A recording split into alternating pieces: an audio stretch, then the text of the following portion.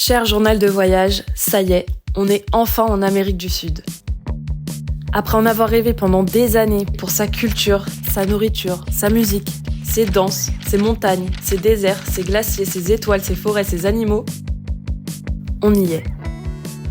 Bien sûr, je ne vais pas faire tout le continent d'un coup, mais j'ai 3 mois pour visiter le Pérou, la Bolivie, le Chili et aussi un peu d'Argentine. J'espère que ces 3 mois seront hauts en couleur, tel que j'imagine ce continent.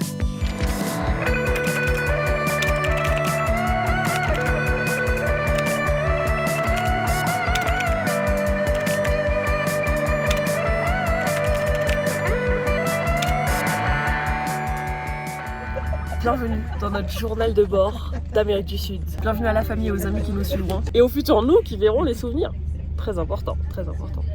Aujourd'hui c'est notre première expédition. Ça fait presque une semaine qu'on est au Pérou et on n'a pas fait grand chose. On a passé quelques jours à Lima. C'était pas incroyable. Résumé de 10 secondes, ça en vaut pas plus.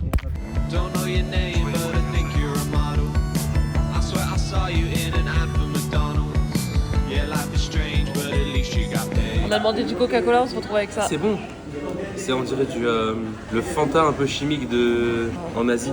Ensuite on a fait 2 jours d'acclimatation à Huaraz parce que c'est à 3000 mètres d'altitude. La première nuit j'ai cru que j'allais clamser, mon cœur battait trop vite, j'avais la gerbe. Lui c'était hier qui n'était pas très bien. Mais aujourd'hui ça va, on est un peu plus acclimaté. Ça va être notre première sortie dans la Cordillère Blanche, on va voir un glacier.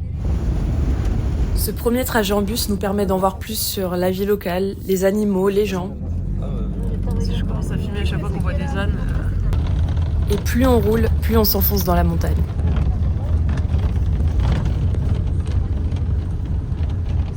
Réaction à chaud, plus on monte, plus le décor est incroyable.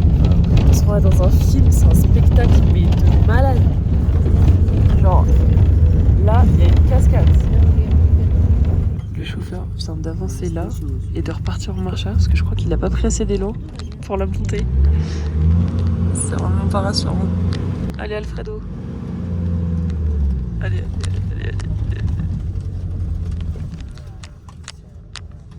Et voilà, et on repart en arrêt. Résultat, on a dû descendre du bus parce qu'il n'arrivait pas à monter, je suis morte.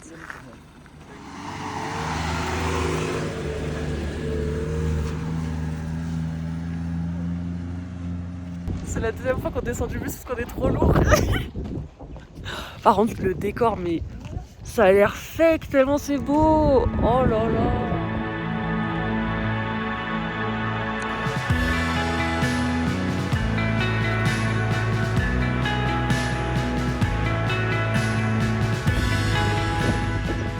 Faut qu'on s'acclimate à l'altitude parce que là, on est genre essoufflé.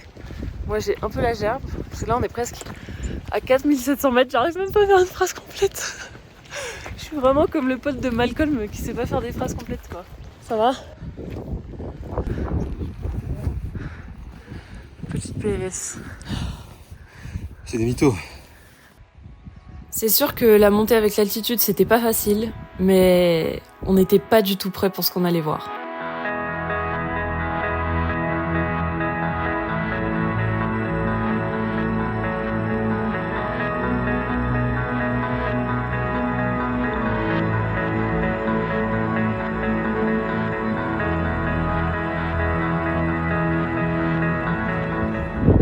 Tout là-bas, il y a un glacier. Là, on suit un petit chemin pour aller voir le glacier de plus près. Et du coup, on longe la lagune.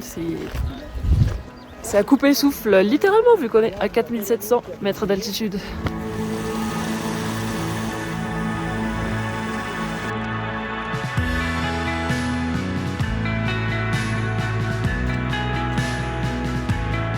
Là, ça se transforme en escalade. Le souffle n'assume pas. Je répète, le souffle n'assume pas. Il y a le glacier qui se dévoile. Oh my god. Waouh.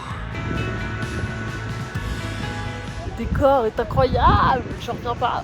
C'est le premier glacier que je vois de ma vie, enfin. Il y avait le glacier aux 2 Alpes, mais c'est pas pareil. Là, c'est un glacier transcendant, quoi. Transcendant. On se fait engueuler par le guide parce qu'on s'est arrêté pour faire des plans drone.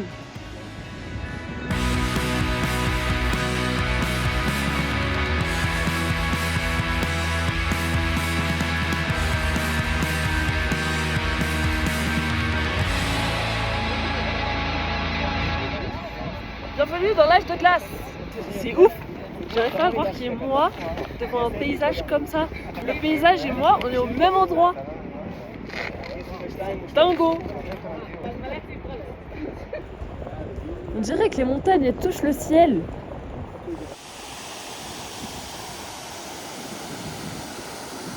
Franchement, je suis trop contente parce que j'ai jamais fait un truc comme ça dans ma vie. J'ai jamais fait de randonnée en montagne, j'ai jamais vu de glacier comme ça. J'ai jamais passé de temps en montagne. Du coup, la moindre montagne m'impressionne. La moindre montagne m'en met plein les yeux. Et je trouve ça tellement incroyable.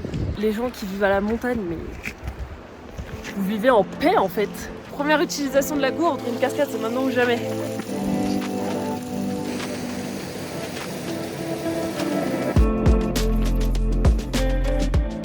Après quelques heures, on dit au revoir à ce lieu magnifique et on passe voir des peintures rupestres qui datent de je ne sais pas quand vu que je parle pas espagnol et que j'ai rien compris à ce qu'a dit le guide.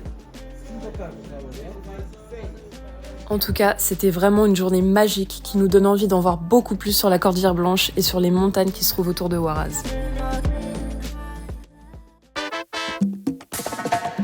C'est pourquoi avec Théo, on a décidé de se lancer sur le Santa Cruz Trek, l'un des plus beaux treks du monde, en autonomie pendant 4 jours, comme des grands. Ce trek, c'est une 50aine de kilomètres, plus de 2000 mètres de dénivelé, ça traverse la Cordillère Blanche d'ouest en est, et ça permet donc de voir des paysages de malades, genre des sommets enneigés, des lagunes turquoises. À savoir que la Cordillère Blanche, c'est une chaîne C'est hyper dur à dire ce truc de merde. À savoir que la Cordillère Blanche, c'est une chaîne montagneuse. À savoir que la Cordillère Blanche, c'est une chaîne montagneuse. Les chaussettes de l'archiduchesse. C'est une chaise de montagne. C'est une chaîne montagneuse dans la Cordillère des Andes.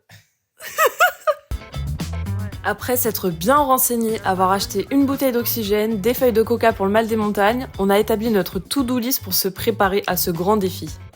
Premièrement, s'entraîner avec la randonnée de Laguna Churup, soit 8,5 km et plus de 700 mètres de dénivelé à 4450 mètres d'altitude. Là, ça fait que monter. C'est un peu hardcore. Il commence à grave pleuvoir. Faut monter tout ça.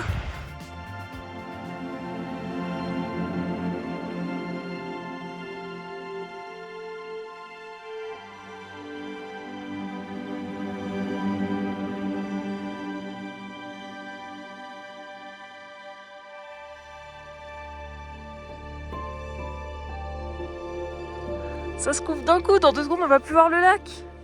C'est un truc de malade. Attends, on a eu de la chance, hein. Louer le matériel de camping. Vérification de la tente.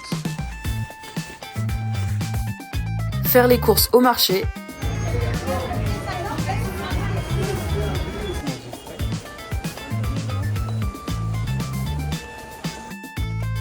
Faire les sacs. Pourquoi je rigole? Ça va être tellement lourd. Tout ça pour 4 jours. On est en train de faire nos sacs. On se demande comment tout ça va rentrer. Ça s'annonce folklorique en fait. Bon, ça c'était pas prévu, mais profiter de la fanfare dans la rue.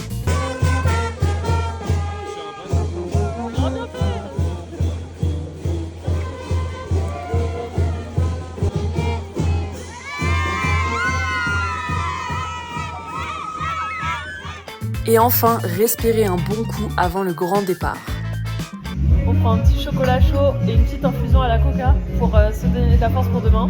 Et truc de ouf que j'ai pas dit, mais ce matin, on a loué un van pour faire la Patagonie pendant 2 semaines. Ça va être incroyable. Bref, en attendant, on doit se lever à 3h30 du mat. Le réveil sonne dans 3 heures. Et je suis en train de fabriquer un jeu d'échecs. Alors qu'on était prêts et déjà fiers d'attaquer l'un des plus beaux treks du monde, un petit imprévu est venu se glisser dans la to-do list et a écrasé tout le reste.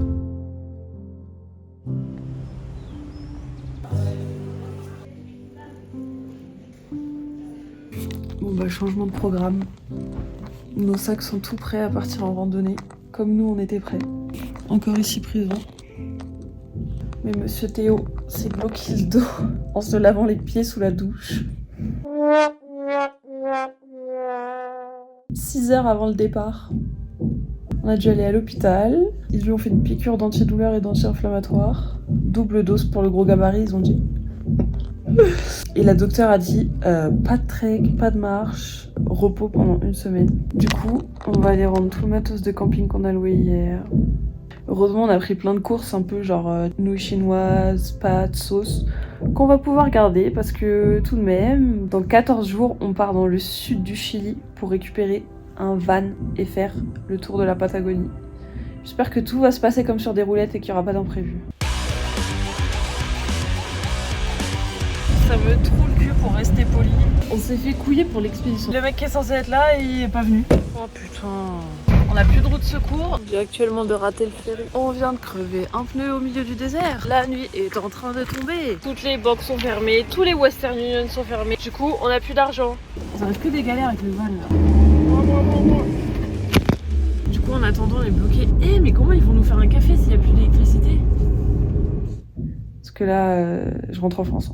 On sera resté 1 semaine à Huaraz, on n'aura pas fait grand chose au final malheureusement, mais la santé d'abord et on espère pouvoir revenir pour faire ce fameux trek. On est dégoûtés. Le voyage continue, c'est pas fini, le voyage continue. On est un peu dépité, mais le voyage continue. C'est clair, c'est le début.